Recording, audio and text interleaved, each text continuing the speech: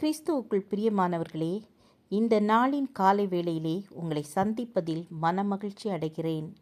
இன்றைய தினம் நாம் தியானிக்க இருக்கிற வசனம் சங்கீதம் 121 2ஆம் வசனம். வானத்தையும் பூமியை உண்டாக்கின கர்த்தரிடத்திலிருந்து எனக்கு ஒத்தாசை வரும். உதவி என்பது அனைவருக்கும் தேவையானது. அதுவும் வானத்தையும் பூமியையும் படைத்த சர்வ வல்லவரிடமிருந்து உதவி வருகிற போது அதை நிச்சயமாக பெற்றுக்கொள்ள நாம் அவரையே நோக்கி இருக்க வேண்டும். ஏன் நாம் அவரை நோக்கி இருக்க வேண்டும் என ஒரு சில வசனங்கள் மூலம் விளங்கிக் கொள்ளலாம். முதலாவதாக, தூங்காமல் காக்கிறவர். நம் ஆண்டவர் உறங்குவதில்லை, தூங்குவதில்லை, கண்ணயர்வது இல்லை, ஆழ்ந்து தூங்குபவரும் இல்லை. எப்போதும் நமக்காக விழிப்புடன் இருந்து நம்மை பாதுகாக்கும் நல்ல மேய்ப்பராக இருக்கிறார்.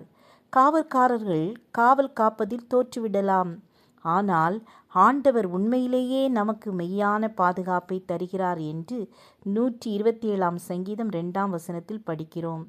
நம் கால்கள் எதிலும் இடராமல் தேவ கரம் நம்மை தாங்கி வழிநடத்துகிறது. எனவே தான் தாவீது தனக்கு ஒத்தாசை வரும் பர்வதமாகிய ஆண்டவரையே நோக்கி பார்க்கிறார். நல்ல தோட்டக்காரராக நம் குடும்பத்தை எதுவும் சேதப்படுத்தாமல் இரவும் பகலும் பாதுகாத்து கொள்கிறார் என்று ஏசாயா 27ஆம் அதிகாரம் 3ஆம் வசனத்தில் வாசிக்கிறோம். இரண்டாவதாக, நிழலாக இருந்து காக்கிறார். நிழல் போன்று நம்மை விட்டு பிரியாது நம்முடன் இருந்து நமது ஆண்டவர் காக்கிறார். நமக்கு வலது இடது பக்கத்தில் நிழலாக இருக்கிறபடியால் நம்மை எவராலும் அசைக்க முடியாது என்று சங்கீதம் 16:8 வாசிக்கிறோம். உன்னதமானவரின் மறைவு, அதாவது தமது சிறகுகளால் நம்மை மூடுவார். அவர் செட்டையின் நிழல் நமக்கு எப்போதும் அடைக்கலமாயிருக்கும் என்று சங்கீதம் 91:4 வாசிக்கிறோம். எனவே அந்த பாதுகாப்பை பெற்றவர்கள் பேறு பெற்றவர்கள். மூன்றாவதாக, தீங்குக்கு விலக்கி காப்பார்.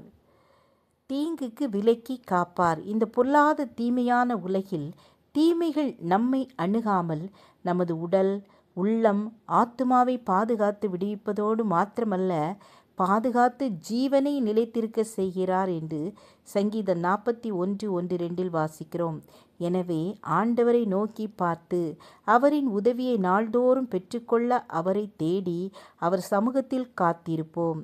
தம்மை தேடுகிறவர்களை கைவிடாதவர், சகல காரியங்களிலும் நமக்கு உதவி செய்பவராய் நம்மோடு இருந்து வழிநடத்தி செல்கிறார். ஜெபம் செய்வோம். கிருபை நிறைந்த கர்த்தாவே, கண்மணி போல எங்களை பாதுகாப்பவரே, உம்முடைய செட்டைகளின் நிழலிலே சுகமாய் எங்களை தங்கி இருக்க செய்தருளுங்க. இயேசுவின் நாமத்தில் பிதாவே, ஆமேன், ஆமேன். God bless you.